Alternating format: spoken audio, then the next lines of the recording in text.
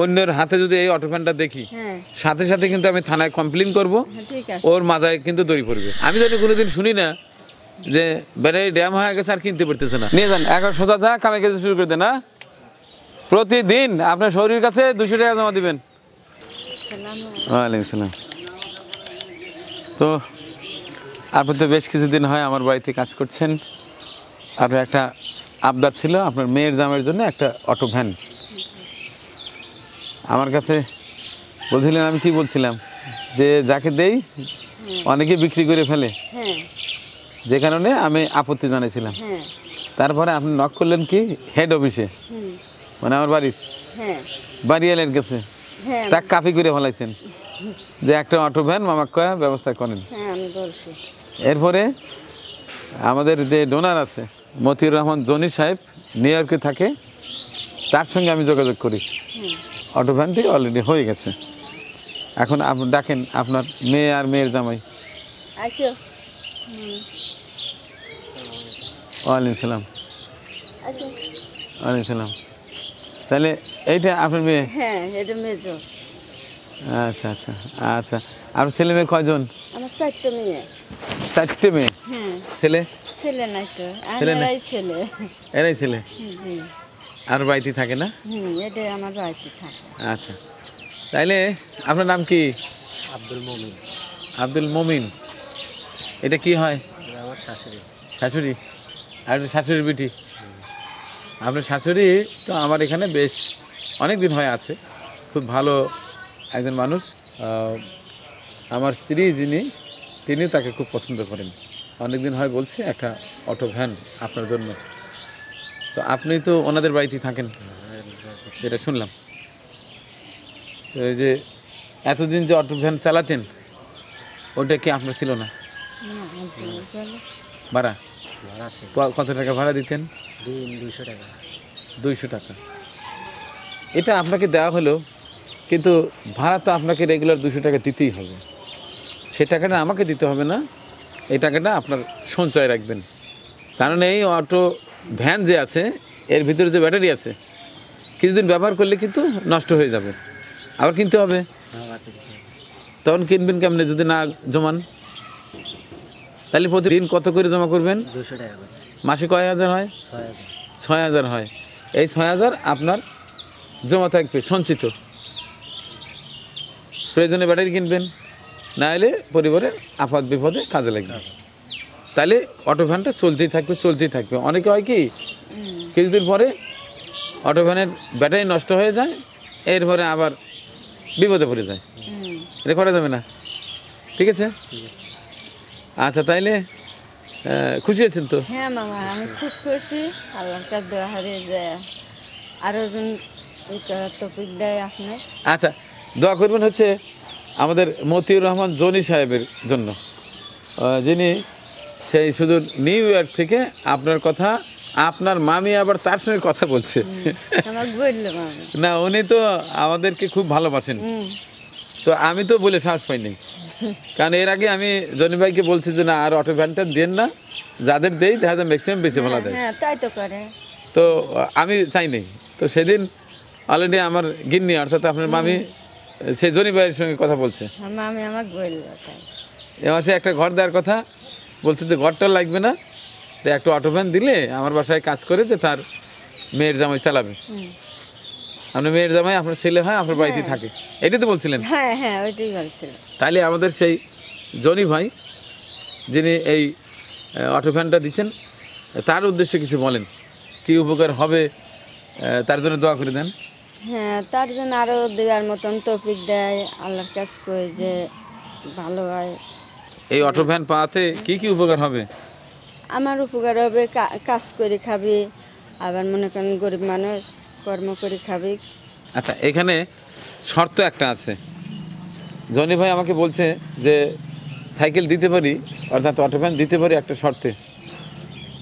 উনি যদি বিক্রি করে তাহলে কিন্তু আপনাকে জরিমানা দিতে হবে, আমাকে জরিমানা দিতে হবে। তো উনি যদি বিক্রি করে দেয় তাহলে কিন্তু আমি মুখ খাওয়া হয়ে যাবো। না, তা করবে না। এটা আপনি রিস্ক নিলেন তো? হ্যাঁ, আমি রিস্ক নিচ্ছি। হ্যাঁ, আচ্ছা। আর আমি একটু শক্ত কথাই বলি, যদি বা মন খারাপ হতে পারে, যদি দেখি এই অটো ভ্যান বিক্রিত দূরে থাক, হ্যাঁ অন্য কাউকে যদি ভাড়া দেয়, হুম অন্যের হাতে যদি এই অটো ভ্যানটা দেখি, হ্যাঁ সাথে সাথে কিন্তু আমি থানায় কমপ্লেন করব, হ্যাঁ, ঠিক আছে ওর মাথায় কিন্তু দড়ি পড়বে। হ্যাঁ ঠিকই ঠিক আছে? দুহারে তাজন করা লাগে না, কর্ম করি খাওয়া লাগবে এই তো। আপনি ঠিক মতো চালাবেন তো? হ্যাঁ ঠিক মতো হ্যাঁ? দোয়া করেন ঠিক মতো এই হ্যান্ডেল অন্য কারোর হাতেই দেওয়া যাবে না। না হয়তো মনে করলেন যে না আজকে কাজে যাব না, ভাড়া দিলে তো 200 না টাকা পাই। না তা করবো কি? আমি যদি দেখি যে এই অটো ভ্যান অন্য কেউ চালাচ্ছে, আমার টিমের সদস্য কিন্তু সব জায়গায় আছে, হুম অটো ভ্যান তো নিয়েই আসবে, এরপরে আপনার বিরুদ্ধে থানায় কমপ্লেন হবে। এই শর্তে নেবেন? সমস্যা নেই। হ্যাঁ, আমি শেষ হতে লিছি তো, আমি আপনি কি নেবেন? কইছি, হ্যাঁ আমি লিছি যে আমি এত কষ্ট করে হচ্ছে তার কাছে কথা কয়ে জিনিসটা লিতেছি, তাহলে জিনিসটা কোনো সময়ের জন্য কারোর হাতে যেন যায় না, আর কোনো ক্ষয়ক্ষতি যেন হয় না। আর প্রতিদিন 200 টাকা করে রাখবেন। আমি জানি কোনোদিন শুনি না যে ব্যাটারি ড্যাম হয়ে গেছে আর কিনতে পারতেছে না, না তো- পরে কিন্তু আমার কাছে এসে ব্যাটারি টাকা পাবেন না। না এমন যে আপনি ব্যাটারি গাড়ি কিনে দিয়েছেন, ব্যাটারি ফুরে গেছে, আবার ব্যাটারি কিনে তাই দেন, কোনোদিন যায় কেউ। এর কিন্তু আমি দেবো না, আমার ডোনারও দেবে না। মনে থাকবে? মন থেকে। শর্ত 1, বিক্রি করা যাবে না। শর্ত 2, প্রতিদিন 200 টাকা করে রাখতে হবে। তো আপনার আপদকালীন সময় যে টাকা দিতেন আপনি ভাড়া, ওই টাকাই দেবেন, জমা রেখে দেবেন, আপনার কাছে রেখে দেবেন, না আপনার শাশুড়ির কাছে তোমার রেখে দেবেন। আমি কিন্তু শুনবো, আপনি প্রতিদিন ওর কাছে 200 টাকা নেবেন, আচ্ছা নিয়ে আপনি রেখে দেবেন। আচ্ছা যখন ব্যাটারির সমস্যা হবে বা আপনার মেয়ের সমস্যা বা জামাইয়ের সমস্যা, হ্যাঁ। দুদিন কাজ করতে পারলো না, পারলো না, অসুখ বিসুখ পরিজনে, রোগ বালাই হ্যাঁ। আছে, আপাত বিপদ আছে না, আছে তো। 200 টাকা সঞ্চয় রাখতে হবে। ঠিক আছে? হুম ঠিক আছে। তো জরি ভাই, আপনার দেয়া সর্বশেষ এই অটো ভ্যান, সুইচ দিলে দৌড় দেবেন না তো?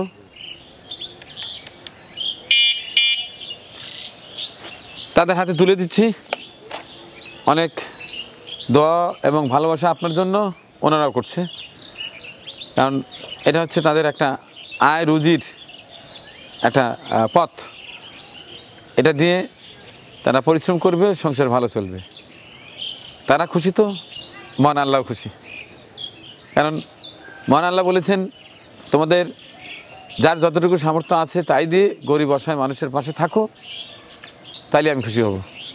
তা আপনি তো সেটাই করে যাচ্ছেন, প্রতি মাসেই আমার সঙ্গে যোগাযোগ করে, নিজ থেকে যোগাযোগ করে, আমি কোনো মাসে যদি আমি যোগাযোগ করতে না পারি আপনি নিজে থেকে ফোন দেন, দিয়ে খোঁজ খবর নেন যে এ মাসে কী করা যায়।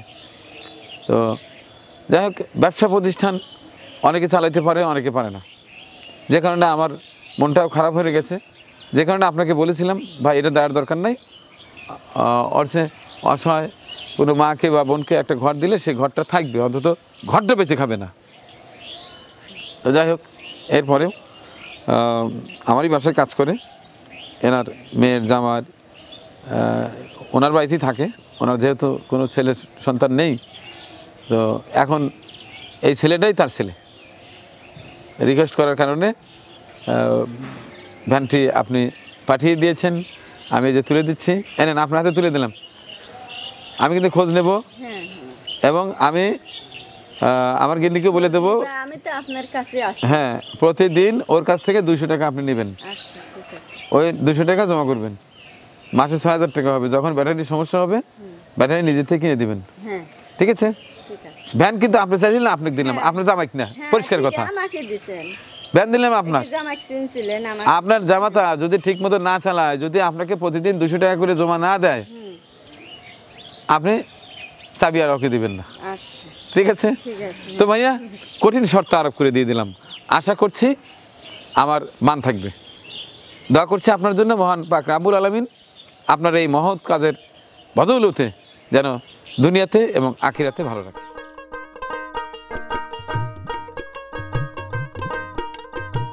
বিসমিল্লাহ।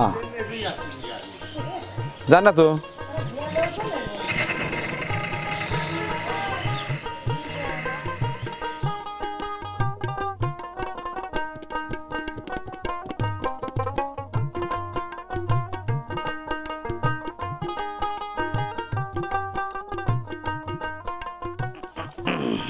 এই বাবা রে, খুব দেখাতো জিনিস রে। এলেন, ঠিক আছে, আপনি ওঠেন, চালান। আচ্ছা নিয়ে যান, 11 সোজা যা কামে কাজে শুরু করে দেন। প্রতিদিন আপনার শরীর কাছে 200 টাকা জমা দিবেন। আচ্ছা, আল্লাহ হাফেজ।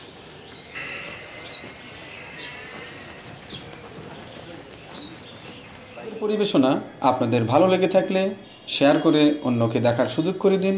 আরও নতুন নতুন ভিডিও পেতে চ্যানেলটি সাবস্ক্রাইব করে সঙ্গেই থাকুন।